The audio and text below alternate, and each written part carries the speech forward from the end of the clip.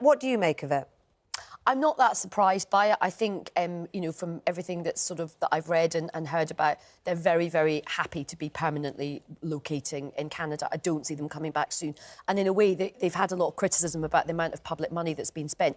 Why keep on a huge sort of staff here when you don't need them? I actually know one of the people who's rumoured, Sarah Latham, fantastic operator. She used to work for the Clintons. She worked for the Labour government, and she's a very, very seasoned operator. But, you know, I think once they've worked for Meghan and Harry, I think they'll have no problem getting top jobs. So, I mean, from your perspective, Ian, do you sort of think that's the right thing to do? If they're going to spend all their time, why keep on all this stuff?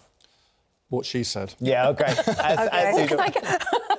One of the things that they did do, which by all accounts the Palace stopped them doing, was a film that they put on their Instagram. Meghan and the editor of the UK Vogue magazine, because of course she guest edited Vogue magazine, and they put this behind the scenes of the two of them talking about the success of that project. And it was a film that they released on their Instagram.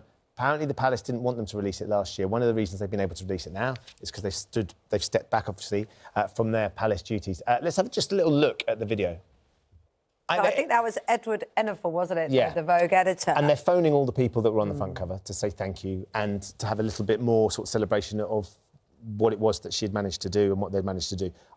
It's an extraordinary film to watch from my perspective. I was watching it going, I can't believe that they would that this is something they would want to put out. What did you make of it, Aisha?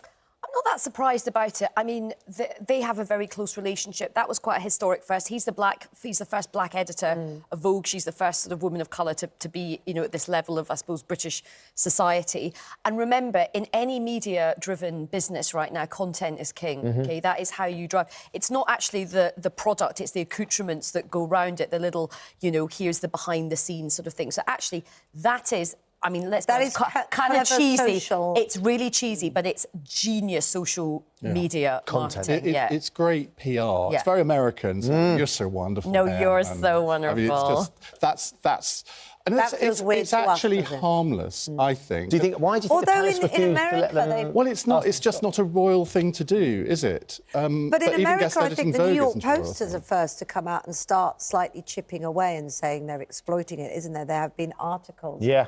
Last 24 hours or so, saying, actually, do we want... Dredging up his emotional chaos for the right price, because he's been talking to a bank, this is Harry, of course, described as freeloading and cynical. And that's the flip side of putting yourself out there, managing things that people suddenly go, Look, do you know what? They are damned if they do, they're damned if they don't. I mean, it's actually very nice to be sitting here having a very kind of rational conversation about this topic because, you know, the blood is up, and I think people have, you know, gone after them in a completely sort of irrational way. Look, let them just do what they want. We're not going to agree with everything they do, but they wanted to get out of the royal family so they could do stuff like this. Now, I don't like all of it. Some of it I find a bit kind of cheesy and over the top and, you know, Kardashian and all that stuff. But you know what?